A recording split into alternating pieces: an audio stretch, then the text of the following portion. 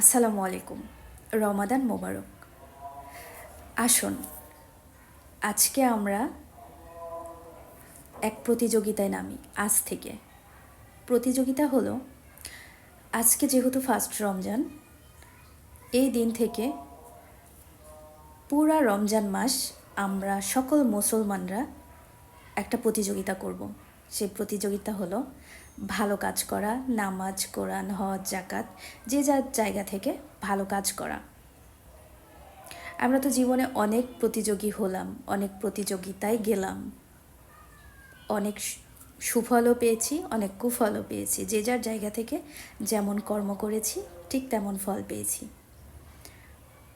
তো কখনো কি আমরা রমজান মাসে আমরা ভালো কোনো কাজের জন্য কোনো প্রতিযোগী হয়েছি? হই নাই কিন্তু। তো আসুন না আমরা সবাই এই রমজানে ভালো কাজ করে আমরা প্রতিযোগী হয়ে প্রতিযোগিতা করি।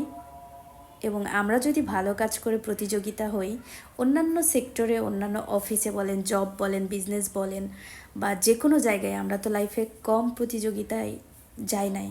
সেখান থেকে আমরা তো কোনো না কোনো সুফল পেয়েছি, কোনো না কোনো গিফট পেয়েছি, তাই না?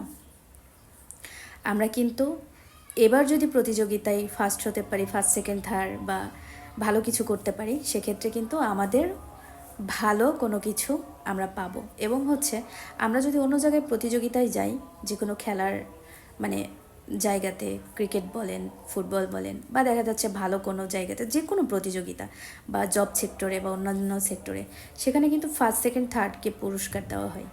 কিন্তু এখানে সকলের পুরস্কার দেওয়া হয়। কিন্তু এখানে যদি আপনি ভালো কিছু করেন, সেক্ষেত্রে অনেক বেশি কিছু, অনেক ভালো কিছু আপনি পাবেন। এবং সেটা কে দিবে? সেই পুরস্কার স্বয়ং আল্লাহ আমাদেরকে দিবেন। তাহলে কোন পুরস্কারটা আমাদের জন্য বেস্ট, কোন পুরস্কারটা আমাদের জন্য ভালো?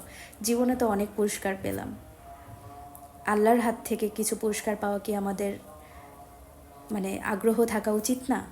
আমাদের কাম্য না? তাহলে আমরা তো সবসময় কিছু না কিছু করি। এবার না হয় এই রমজান মাসে আমরা সবাই ভালো কাজের প্রতিযোগিতা হয়ে যাই।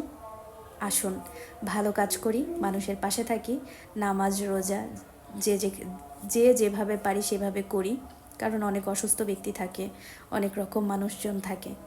তো যার যার জায়গা থেকে যতটুকু ভালো কাজ করার করি, এবং গরিব দুঃখীর পাশে থাকি।